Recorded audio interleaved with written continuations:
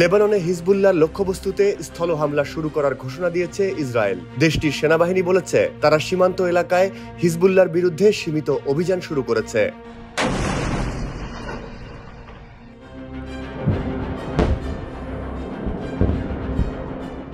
ইসরায়েলের সামরিক বাহিনী একটি বিবৃতিতে বলেছে যে তারা সীমান্তের কাছাকাছি দক্ষিণ লেবাননের গ্রামগুলোতে সুনির্দিষ্ট গোয়েন্দা তথ্যের ভিত্তিতে সীমিত স্থল অভিযান শুরু করেছে। তাদের দাবি, এসব জায়গা থেকে হামলা হলে ইসরায়েলের উত্তরাঞ্চলের বাসিন্দারা হুমকির মুখে থাকেন।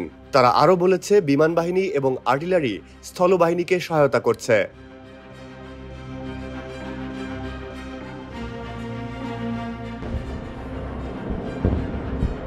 লেবাননের সীমান্ত শহর আইতা আল শাবের স্থানীয় বাসিন্দারা ভারী গোলাবর্ষণ এবং হেলিকপ্টার ও ড্রোনের আওয়াজ পাওয়ার কথা জানিয়েছেন।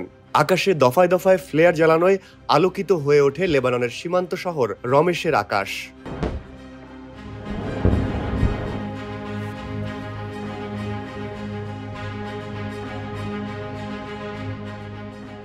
এর আগে সোমবার ইসরায়েলের প্রতিরক্ষামন্ত্রী ইয়োভ গ্যালান্ট উত্তর ইসরায়েলের স্থানীয় কাউন্সিলের নেতাদের বলেন, লেবাননের দক্ষিণ সীমান্ত এলাকায় শিগগিরই যুদ্ধ দ্বিতীয় পর্যায়ে গড়াবে। এর লক্ষ্য হবে হিজবুল্লাহর রকেট হামলার কারণে ইসরায়েলের সীমান্ত এলাকা থেকে বাস্তুচ্যুত লোকজনকে তাদের বাড়িতে ফিরিয়ে আনা।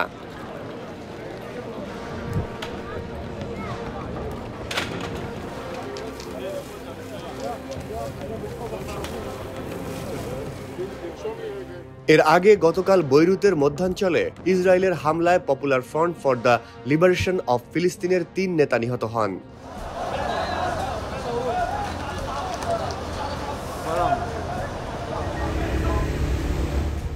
দুই সপ্তাহে দেশটিতে এ নিয়ে ইসরায়েলি হামলায় ১,০০০-এর বেশি মানুষ নিহত ও প্রায় ৬,০০০ আহত হয়েছে।